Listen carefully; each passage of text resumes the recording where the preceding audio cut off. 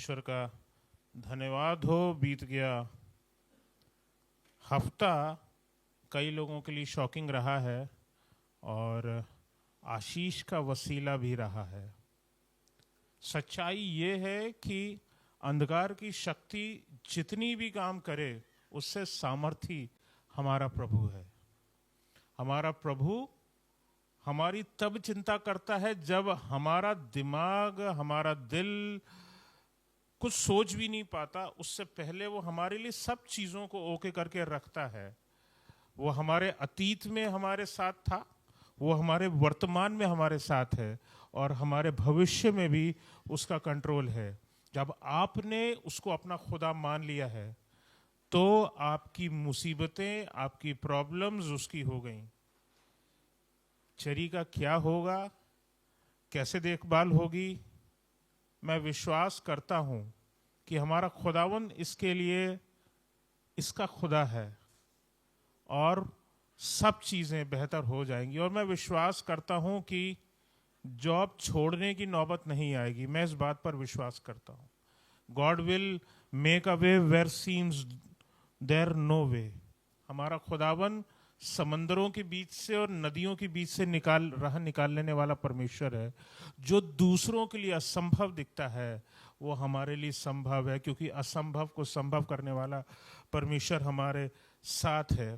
परमेश्वर ने जो आज वचन जो मुझे दिया है, मुझे पता नहीं था कि आज लेडीज संडे है, लेकिन जो परमेश्वर ने जो मेरे को वचन दिया और जो मैंने सीखा अभी बीत गए पास्टर लीडर्स में, उसी का एक अंश आपके सम्मुख लेकर के आया हूँ, भरा गया हूँ और उसी का एक अंश आपके सामने लेकर के आया हूँ। उस मन्ने से जो मैंने ग्रहण किया उसका एक हिस्सा मैं आपके सम्मुख रखना चाहता हूँ। और इस कलाम का जो टाइटल दिया है, कलीसिया हारने के लिए नहीं बनी है। We are not made to lose anything into this world. हम इस संसार में, जब हमारा खुदा है और वो जीवित खुदा है और वो ही खुदा है और उसको छोड़ कोई और खुदा नहीं है, और जब हमने उसका हाथ थाम लिया है और उस खुदा ने मेरा हाथ थाम लिया है, फिर हमारे पास हारने के लिए रह किया जाता है। फिर हम हार नहीं सकते। कलीसिया हारने के लिए नहीं बनी है।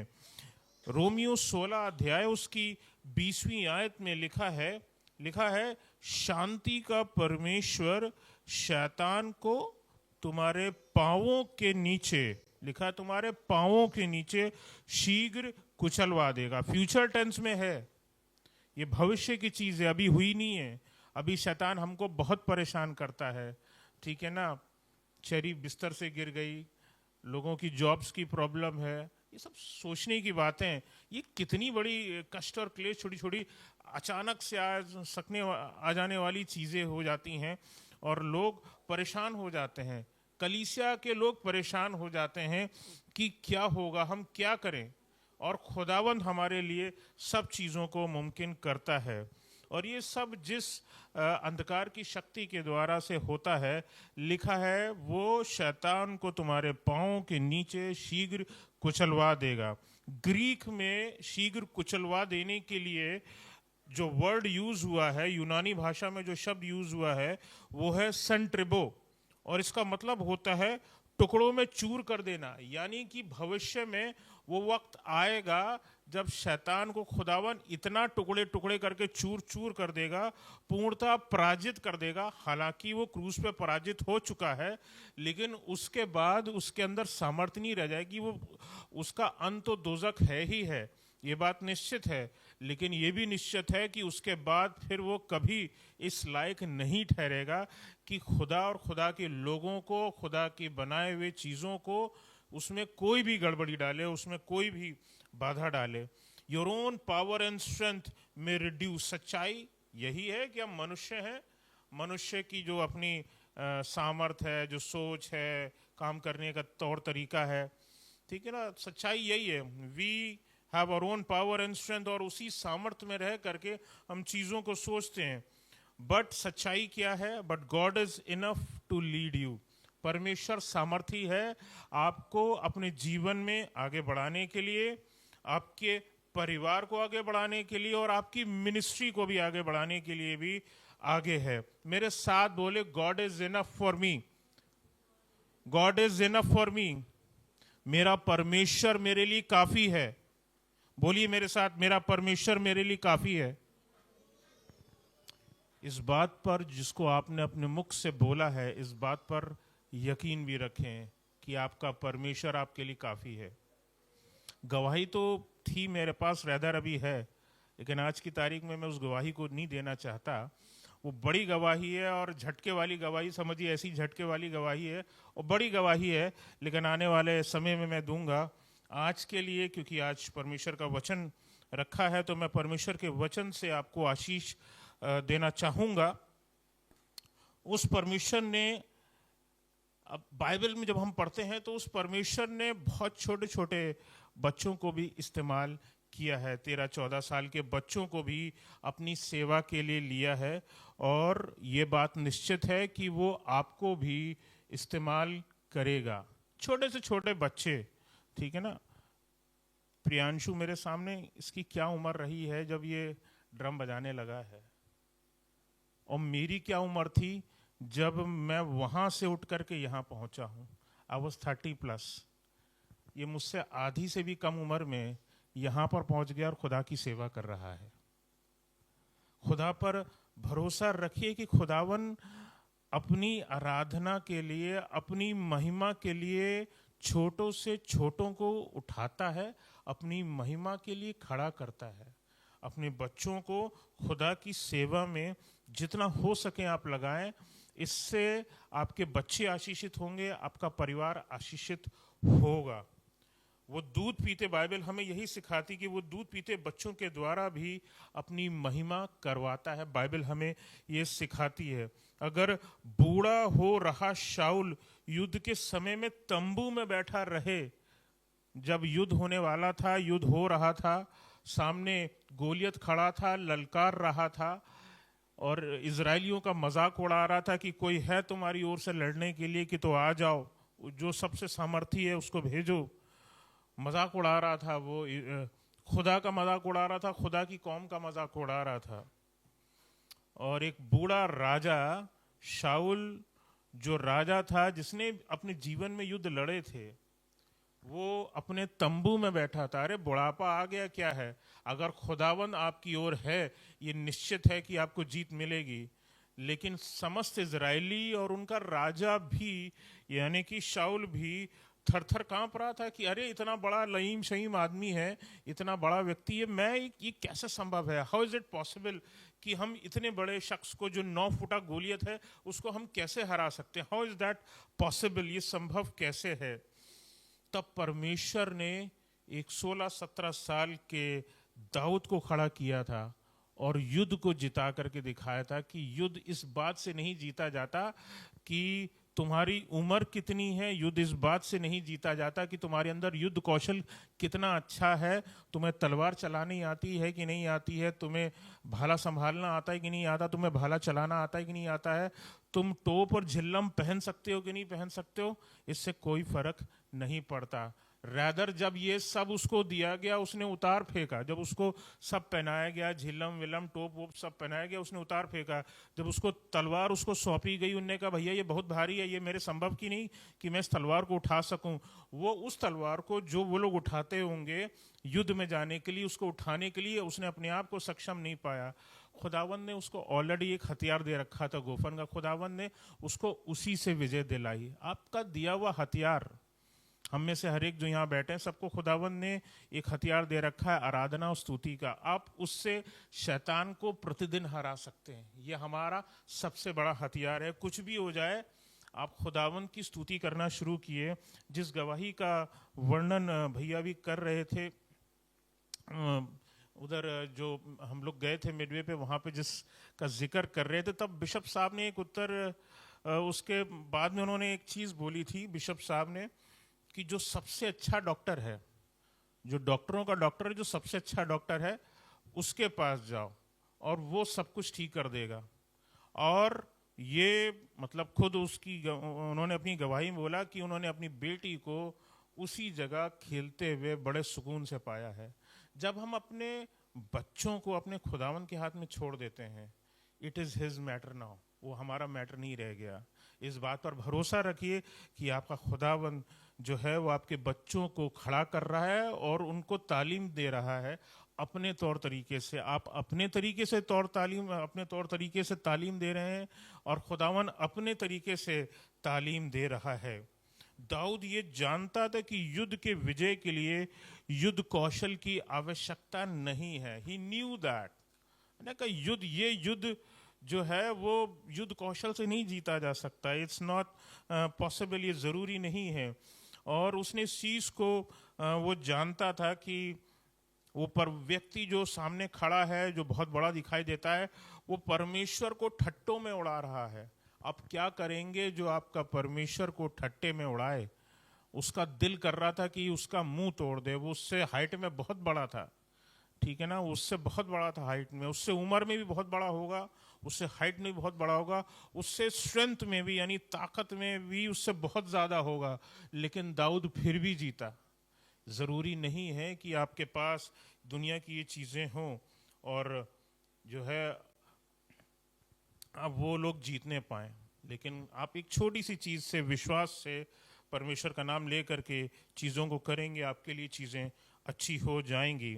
दाऊद दुखी था कि इजरायलियों ने भय से हथियार डाल दिए। He was so troubled.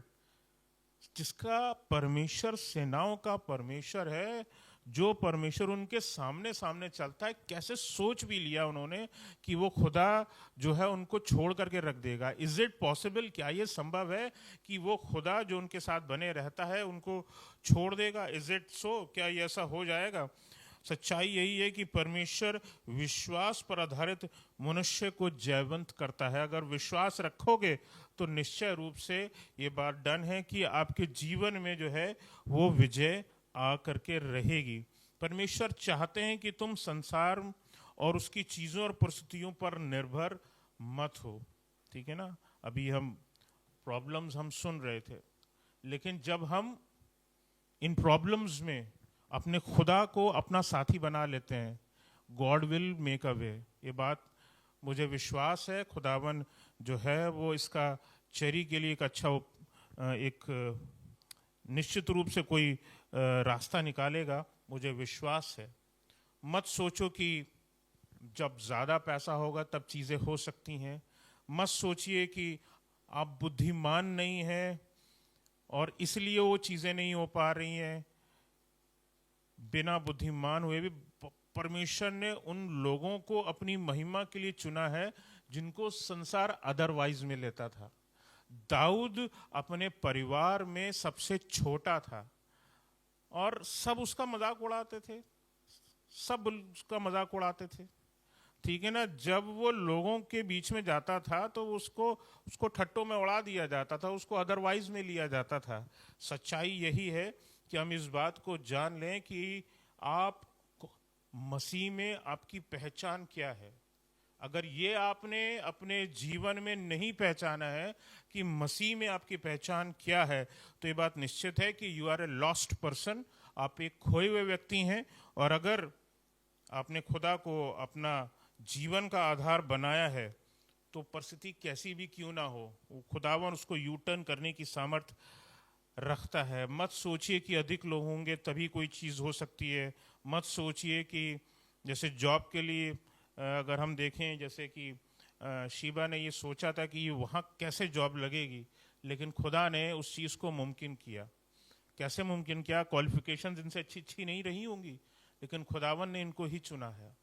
तो इस बात को हमें विश्वास में रखना होगा कि खुदा हमारा खुदा है और वो हमारे साथ रहता है, वो हमारे साथ चलता है। वो प्रभु यीशु काफ़ी है मेरे लिए, ठीक है। इस बात को अपने हृदय में बांध करके रख लें। इजरायली बंधुआई में थे मिस्र में, उनसे बेगारी कराई जाती थी। फिरौन ने इजरायलियों से 2 बड़े बड़े शहरों के निर्माण करवाए उनसे, और बेगारी कराने का मतलब है उनसे सेवा करवाई और उनके बदले में उनको वापस जैसे मुर्गियों को दरबे में बंद कर दिया जाता है, उनको बंद कर दिया जाता था, उनको कोई पगार नहीं मिलती थी। डोंट थिंक कि उनको कोई पगार मिलती थी। खाने के लिए कुछ रोटी या जो भी खाना मिलता है थोड़ा बहुत दे दिया जाता था कि जिंदा रहें, मर जाएंगे तो बढ़िया है, कोई दिक्कत नहीं, एक आदमी कम हो जाएगा, उससे कोई फर्क नहीं पड़ता। So it was something like that. इतनी बुरी स्थिति में मिस्र इजरायली जो थे वो जी रहे थे मिस्र में, और मिस्री इजरायलियों को ज्यों ज्यों दुख देते गए, बाइबल यही बताती है कि वो त्यों तो बढ़ते और फैलते चले गए। आज भी समाज में हम मसीहों की स्थिति वैसी ही दिखाई देती है। निश्चित है कि खुदावन अपने बाजुओं को फैलाएगा, मसीही बढ़ेंगे, निश्चित बढ़ेंगे, उनको कोई रोक सकने वाला नहीं है।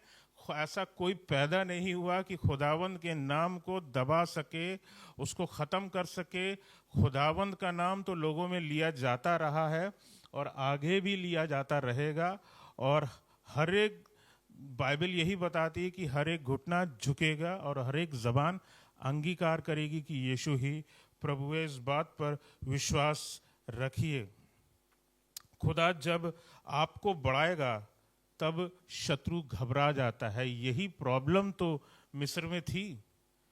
अदरवाइज क्या इशू था वहां पर उन लोगों को, उन मिस्रियों को, इन इजरायलियों से क्या प्रॉब्लम थी? काम तो बढ़िया से कर रहे थे ना उनके लिए, लेकिन उन पर दुख और बढ़ाते जा रहे थे।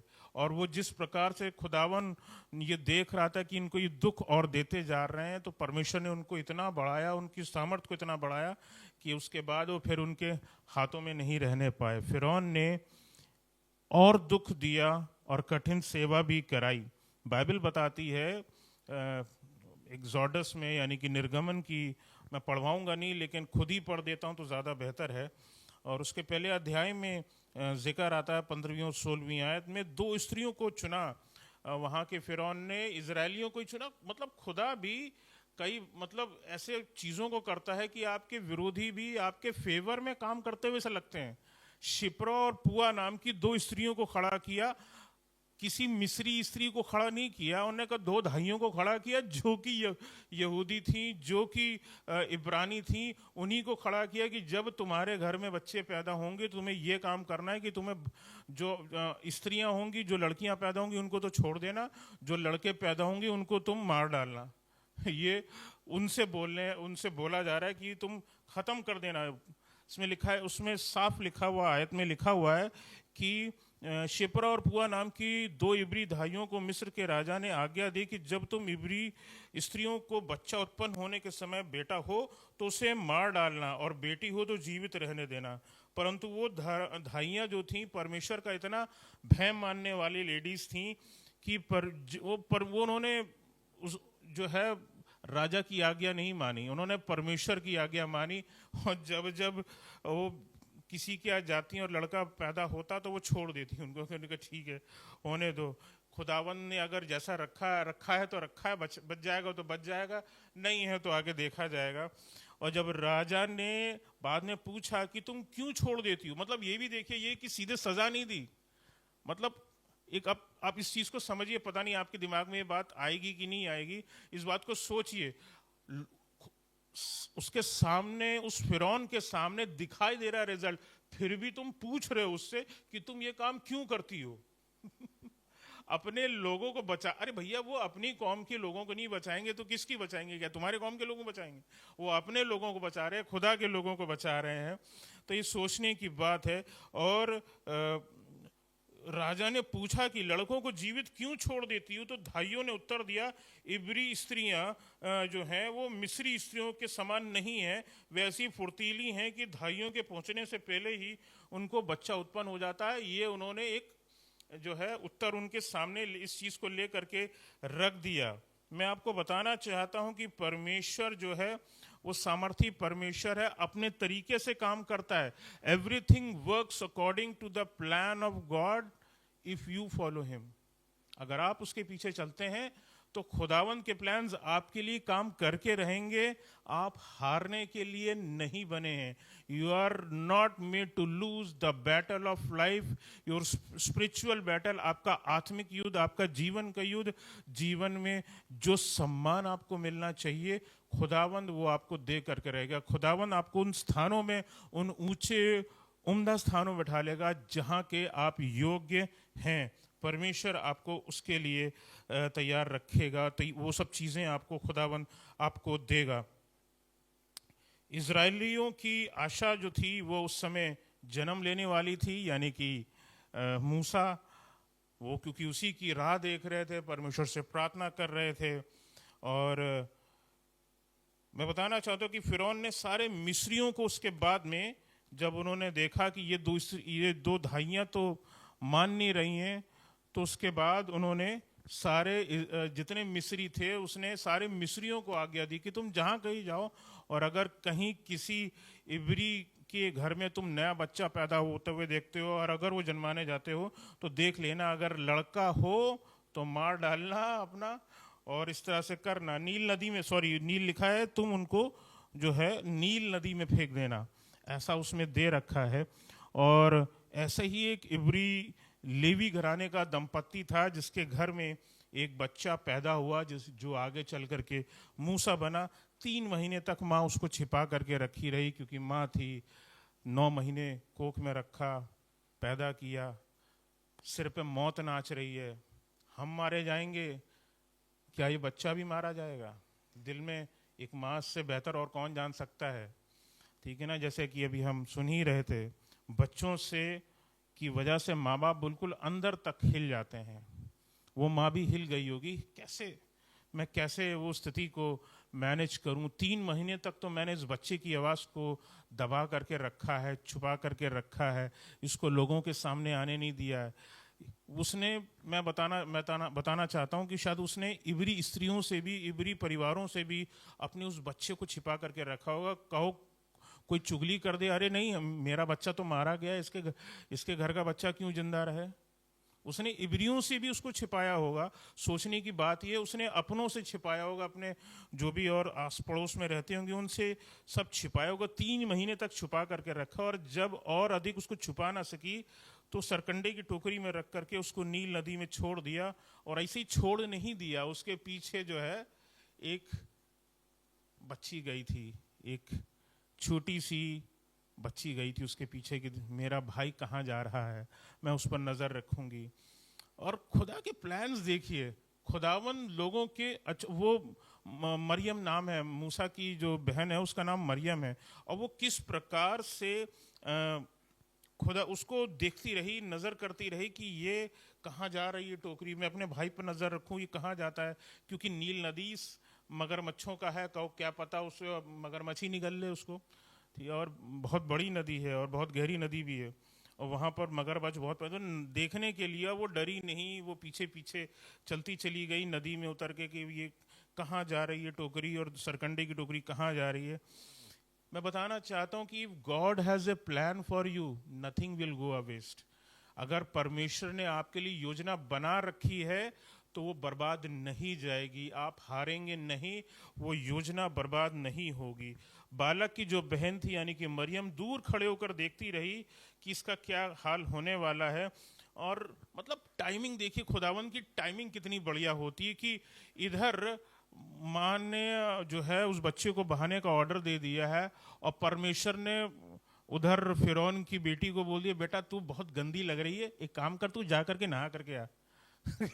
वो नहाने गई, इधर बच्चे को बहाया गया, वो टोकरी, मतलब देखिए टाइमिंग देखिए कितनी है। वो बिल्कुल जैसे बोलते हैं ना कि जा करके मेल कर गया जा करके, और वो उसने देखा, रही देखो यार वहाँ टोकरी है कोई, उसने देखा टोकरी में क्या है, ये देख करके कि वो बच्चा इब्री कपड़ों में लिपटा था, उस बच्चे को फिर भी उसने ग्रहण किया। दिमाग को भी खुदा किस तरह घुमा देता है कि नहीं भैया इसको तो मरवा देना, ये तो राजा की ओर से आज्ञा मिली है। लेकिन फिर भी खुदा ने किस तरह से उसके मन को मोल्ड कर दिया, उसके दिमाग को घुमा दे, नहीं, और वो स्त्री थी, उस स्त्री के दिल में प्रेम डाला और उस बच्चे को बाहर निकाला और उसको अपना करके रखा, उसने उसको अपने घर में जगह दी, अपनी औलाद करके रखा। परमेश्वर आपको जब दुनिया आपको दास की तरह रखेगी, खुदावंद आपको राजाओं की तरह बैठालता है, सिंहासन पर ऊंचा करके रखता है। इस बात पर आप विश्वास रखिए, खुदावंद आपको ऊंचाइयों पर बैठालने वाला परमेश्वर है। It's not just a coincidence, ये सिर्फ कोइंसिडेंस नहीं हो सकता कि उस स्त्री को नहाने निकलना था। इट्स वॉज गॉड्स प्लान, परमेश्वर ने प्लान बनाया था इस सब चीज के लिए। And God fill the heart of Pharaoh's daughter with compassion. Bible में, हिंदी की बाइबल में वर्ड यूज हुआ है तरस उसको आया, और उस बच्चे को तब उसने लिया। बालक मूसा की बहन ने फिरौन की बेटी के पास आकर उस बालक के लिए तुरंत, मतलब बहन थी और तुरंत उसने जो है अपना, मतलब खुदा किस तरह से काम करता है, पवित्र आत्मा, वो नबिया है। अगर आप इस बात से वाकिफ हो, मरियम नबिया है, और नबिया मतलब खुदा ने किस तरह से उसके दिल में काम किया कि अरे यही समय बेटा, दौड़ करके जा, क्या मैं इस बच्ची को पिलाने के लिए दूध वाली कोई लेती हूँ कि जो उसको दूध पिला सके। और वो बच्ची भी गई तो कहाँ गई, उसको पता है, वो अपनी माँ के ही पास गई और उसकी माँ ने ही उसको दूध पिलाया।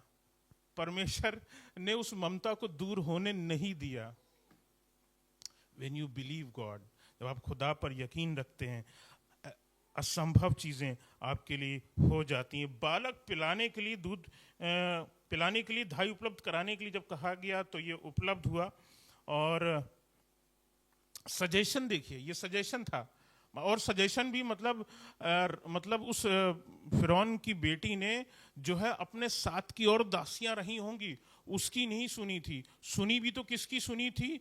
एक जो मतलब इन इब्रियों में से था, उन जिनकी सुनी नहीं जाती होगी, उसकी सुन ली। देखिए कितनी बड़ी बात है। मुझे नहीं पता आपको ये चीज छोटी लग रही होगी, बड़ी लग रही होगी, लेकिन मेरे लिए बहुत बड़ी बात है कि खुदावन ने किस तरह से माइंड को मोल्ड किया कि उसकी बात को एक्सेप्ट कर लिया जाए। गुलामों के सजेशन भी मान लिए जाते हैं अगर वो खुदा के पीछे चलने वाले होते हैं। बाइबल हमको यही सिखाती है। इसी प्रकार से एक व्यक्ति था यूसुफ, अगर आपको ध्यान में हो, पुराने ऐदनामे में उसका जिक्र आता है। उसने भी राजा के जो उसने ड्रीम्स देखे थे, उसके बारे में उसने ले करके राजा को बताया, और उसका क्या करना है, उसके बाद क्या करना है, वो 7 अच्छे साल के बाद 7 बुरे साल जो आएंगे, उसको कैसे मैनेज करना है, खुदावन ने उसके हृदय में डाल रखा था। और वो उसने सब राजा के सामने ले करके उंडेल दिया, और राजा ने इस चीज को मान लिया, एक्सेप्ट कर लिया कि भैया इससे ज्यादा बुद्धिमान व्यक्ति मुझे मिल नहीं सकता है। एक पढ़ दें तो बेहतर होगा, निकाल लें उत्पत्ति की पुस्तक 41 अध्याय और उसकी 38वीं आयत। 41वां अध्याय उसकी 38वीं आयत। इसलिए जी फिरौन ने अपने कर्मचारियों से कहा, जी क्या हमको ऐसा पुरुष जी जैसा ये है, जी जिसमें परमेश्वर का आत्मा रहता है, जी मिल सकता है? परमेश्वर का आत्मा, मतलब ये अन्य जातियों में भी पता है कि इन लोगों के अंदर खुदा का आत्मा रहता है। वो राजा किसी और देवी देवता को मानता था, लेकिन उनको भी पता है कि इसके अंदर परमेश्वर वास करता है। आपके अंदर परमेश्वर का वास है, आपके अंदर पवित्र आत्मा का वास है जो आपके साथ रहता है। और वो आपके बोलने से नहीं, वो लोगों को दिख जाएगा। It will be seen by people. आपको बताने की जरूरत नहीं है कि मैं I am a Christian. People will know that यार ये क्रिश्चियन बंदा है, ये दिस इज सो, ये ऐसा ही है। And don't be led by emotions. ठीक है ना? इस परिस्थितियों में पता नहीं और कोई और होता तो क्या करता, लेकिन ये खुदा के चलाए हुए लोग थे। उस नबिया ने पूरा पीछा किया, मेरा भाई कहाँ तक जाता है। उस नबिया ने सीधे जाकर के रानी से बातचीत करी, उसने इतनी हिम्मत दिखाई, फिरौन की बेटी से बातचीत करी, उसने अपनी माँ को ही ला करके समक्ष खड़ा कर दिया। ये भी डरी नहीं कि कहीं पता ना चल जाए, सच पता ना चल जाए इसी का बच्चा तो नहीं है। ये सब सोच साच करके, लेकिन परमेश्वर की आत्माएं चलें तो आपका जीवन बेहतर होगा। मूसा की बहन जो है अपनी माँ को ही खड़ा कर दिया, और इस तरह से हम देखते हैं खुदावन किस तरह से काम करता है। और इसके बाद बड़ी बात जानते हैं, मैं नहीं सोचता कि ऐसा कोई काम हुआ होगा शायद इससे पहले कि किसी हस्बैंड ने भी अपनी वाइफ को अपने बच्चा पैदा होने के बाद उसको संभालने के लिए तनख्वाह दी होगी। यहाँ तो फिरौन के घर में पल रहा है बच्चा, और उसकी माँ को, जो उसकी जायज माँ है, उसको पैसा मिल रहा है, भैया तू अपना बच्चा पाल और ये पैसा भी ले। खुदा का हाथ देखिए कितना बड़ा है, खुदा का हाथ देखिए। This is how God is. हमारा खुदा जिस पर हम विश्वास करते हैं वो हमारे लिए सब कुछ कर सकता है। Moses was brought up in the palace and he lived like a prince. उसने राजाओं की तरह, उन राजकुमारों की तरह रहा, बड़ा शान से रहा, लेकिन वक्त जब खुदा ने उसके लिए तय किया था उसने उसको सब कुछ छोड़ दिया। आपको ये पता होना चाहिए कि आपकी सच्ची दौलत है कि आपकी सच्ची दौलत आपका खुदा है। उसको कभी जिंदगी में कभी मत छोड़िएगा। आपका जेब फाका कशी में भी अगर चला जाए तब भी उस खुदा को मत छोड़िएगा, क्योंकि वो आपको सब कुछ दिलाने की सामर्थ्य रखता है। अगर आपके हाथों से सब कुछ खो भी जाए तब भी वो सब कुछ वापस देने की सामर्थ्य रखता है, और वो आपको देगा, हर हाल में देगा। वो याकूब के लिए हम बोलते हैं ना कि वो याकूब का परमेश्वर है। उस याकूब के पास तकिया बनाने के लिए एक गठरी नहीं थी कपड़े की, उसने पत्थर को सिर बना करके उसने रखा था और वो सो गया था। बयाबान में जब वो था, वो भागा हुआ था अपने भाई से बचने के लिए, और बेतेल में था उसका, उस जगह का नाम उसने उसको बेतेल रखा, उसका नाम। This is how God is. और बाद में खुदा ने उसको इतनी बरकत दी, उसने उसको उसके भाई से भी बड़ा किया। आप अपने खुदा पर भरोसा रखिए, खुदावंद आपके लिए सब कुछ कर सकने की सामर्थ रखता है। आपका परमेश्वर आपको शत्रुओं के मन को परिवर्तित कर सकने की सामर्थ रखता है। अगर खुदा ने आपके लिए कुछ ठान लिया है तो दुनिया उसको कभी नहीं रोक पाएगी, ये बात आपको विश्वास रखना है। वो राजाओं के मनों को नालियों के समान मोड़ देने वाला परमेश्वर है।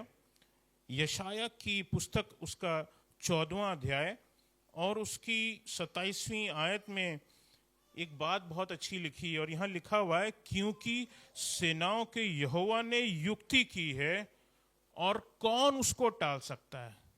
क्या इंसान में दम है कि खुदा कोई प्लान बनाए और उस प्लान को इस दुनिया का कोई भी आदमी उसको डिस्ट्रॉय कर सके? कोई इंसान खुदा के प्लान को डिस्ट्रॉय कभी नहीं कर सकता। ये लिखा हुआ है बाइबल में, यहां पढ़ लीजिए। Nobody can destroy. इंसान अपनी सोच को से कोई अगर काम करे और वो काम ना हो, इसका मतलब वो एक इंसान के बनाया गया प्लान है और वो बर्बाद हो गया। लेकिन अगर खुदा हमारे लिए प्लान बनाता है तो उसको कोई नहीं टाल सकता। लिखा उसका हाथ बढ़ाया गया है, उसे कौन रोक सकता है? अगर खुदावंद ही हमारे लिए अपने हाथों को बढ़ा करके काम करता है, हाउ इज दैट पॉसिबल कि उसका हाथ हमारी मदद के लिए ना पहुंचने पाए? ऐसा हो ही नहीं सकता। रोमियो 8 अध्याय और उसकी 14वीं आयत में लिखा हुआ है कि, पढ़ दें इसको। इसलिए जी कि जितने लोग परमेश्वर के आत्मा के चलाए चलते हैं जी, वे ही परमेश्वर के पुत्र हैं। लिखा वे ही परमेश्वर के पुत्र हैं। परमेश्वर के पुत्र होने का मतलब ऐसा नहीं कि जो लेडीज हैं वो पुत्रियां हैं तो खुदावंद उनके बारे में बात नहीं कर रहा। नहीं, ये चिल्ड्रन ऑफ गॉड के बारे में बात करी जा रही है, परमेश्वर की संतानों के बारे में बात करी जा रही है।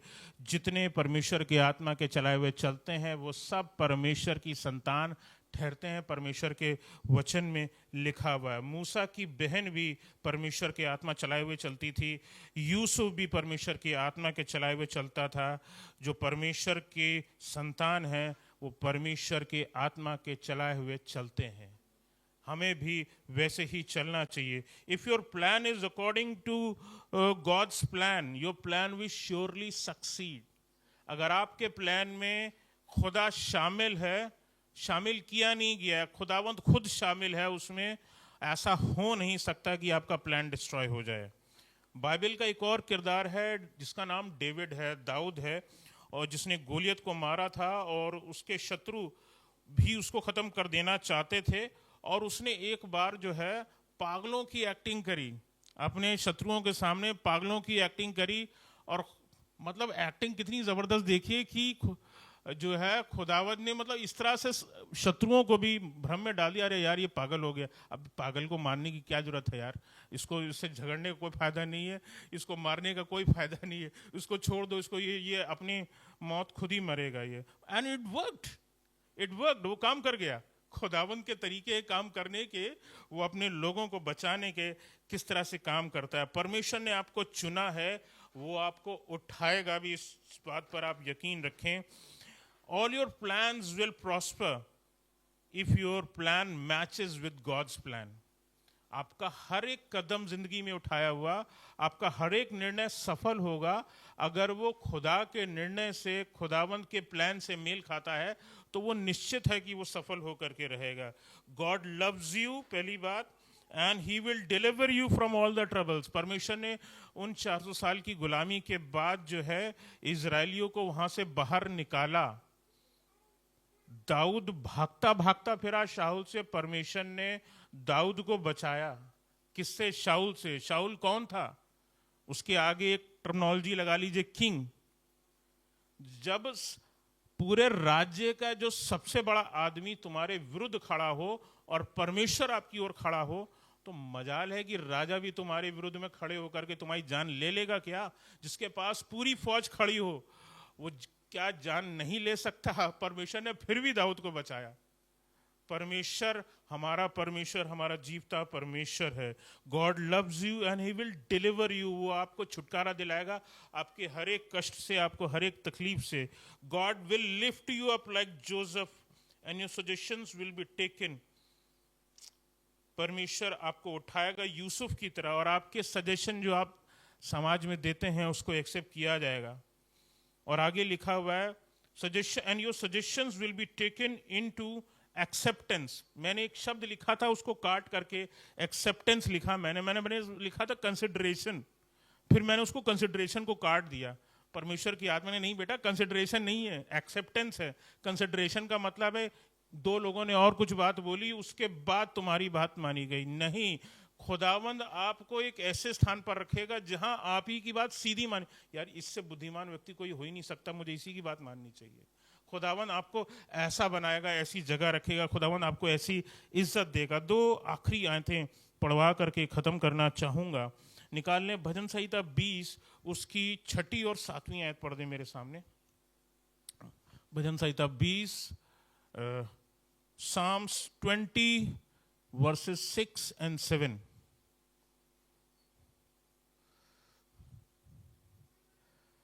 अब मैं जान गया जी, कि यहोवा अपने अभिषिक्त का उद्धार करता है। परमेश्वर की ओर से उसके अपने लोगों का उद्धार निश्चित है। लिखा है, वे अपने दाहिने हाथ के उद्धार करने वाले पराक्रम से अपने पवित्र स्वर्ग पर से सुनकर लोगों की प्रार्थनाओं का उत्तर देता है। वो 400 साल की गुलामी में लोगों की इतनी लंबी लिस्ट हो गई होगी प्रार्थनाओं की। खुदावन ने कहा, अब मेरा समय आ गया, I have to listen to the prayers जो मेरे खत्ते में पड़ी है। मुझे उन तमाम दुआओं को सुनना है, मुझे सुनना है और उनका उत्तर देना है। और खुदावन ने जिस तरह से उत्तर दिया, वो आज तक ऐसा आश्चर्य कर्म आपको कहीं और देखने को नहीं मिलता। किसी और जाति में आपको वो उस तरह का आश्चर्य कर्म भी देखने को नहीं मिलता। जिस तरह से खुदा ने इजराइलियों को, अपने लोगों को बचाया, आपको देखने को नहीं मिलता। 7वीं आयत में आ जाएं। किसी को रथों का हाँ, और किसी को घोड़ों का भरोसा है, हाँ। परंतु हम तो अपने परमेश्वर यहोवा ही का नाम लेंगे। जब हम बात करते हैं किसी को रथों का मतलब होता है पावरफुल अथॉरिटी।